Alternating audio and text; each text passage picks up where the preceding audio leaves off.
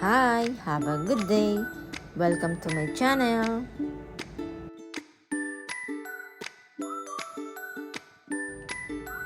Peppa, George, Mommy Pig, and Daddy Pig. Peppa Pig at the zoo. Peppa and her playgroup are visiting to the zoo for the day. Bing bong bing boo, we're all going to the zoo.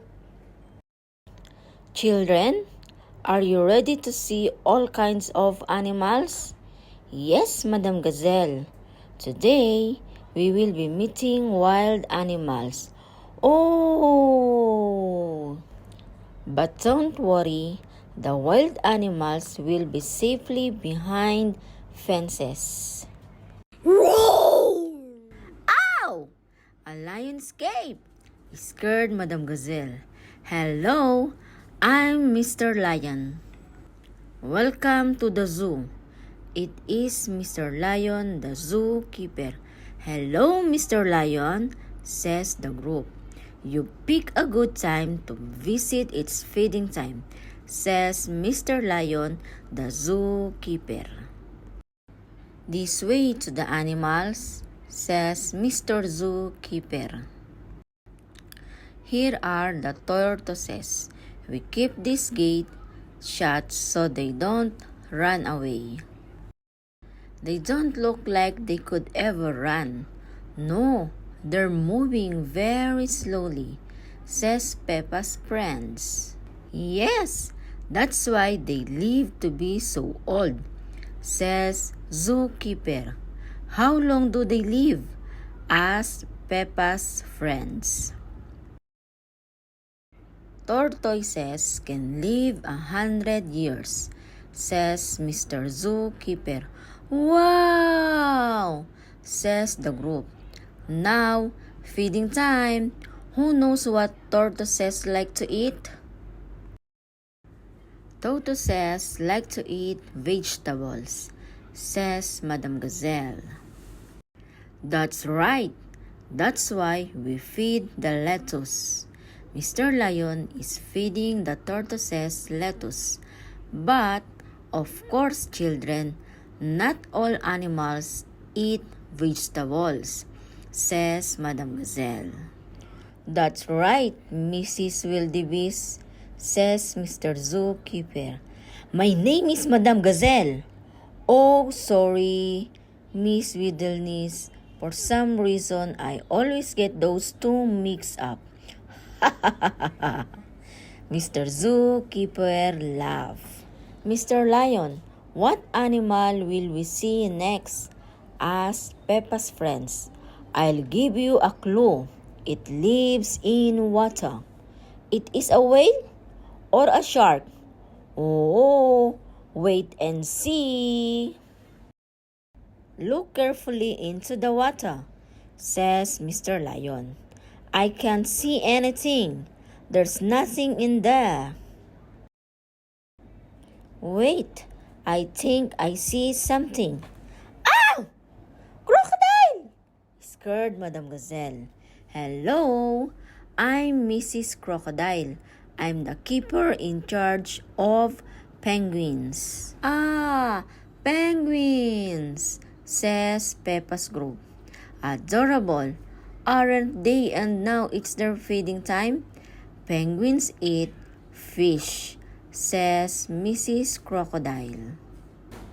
Penguins are very good at catching and waddling, and they like to swim, says Peppa. If you look through the glass wall, you can see the penguins swimming underwater, says Mr. Lion. Wow! Says Peppa's friends.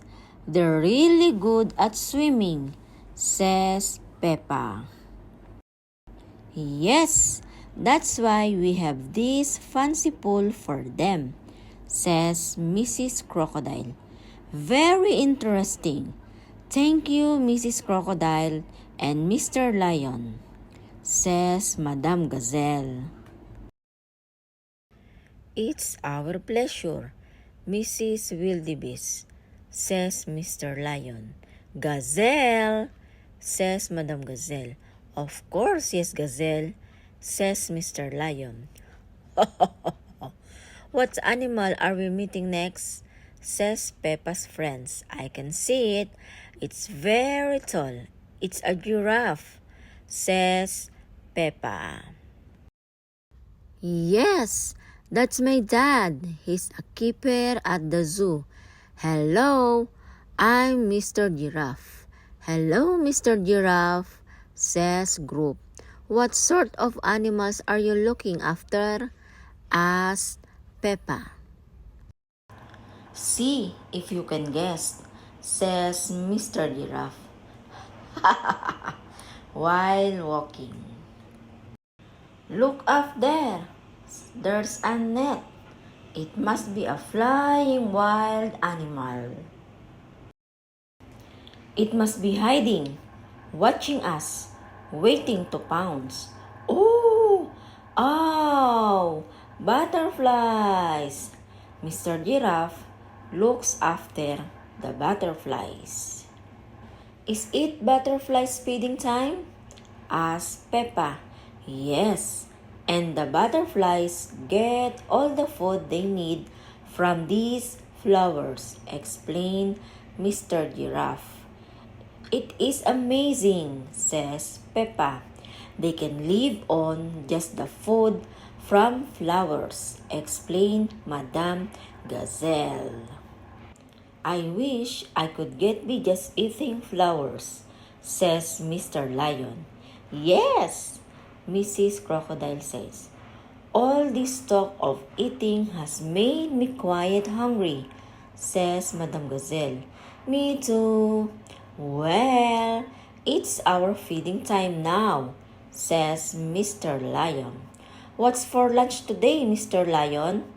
Asked Mrs. Crocodile. Oh, lunch boxes for everyone's sandwiches, fruit juice, and an apple, says Mr. Lion. Little picnics in boxes, oink oink, says Peppa. Tuck in everyone, says Mr. Lion. Hooray! Mr. Lion loves feeding time at the zoo. Everyone loves feeding time at the zoo.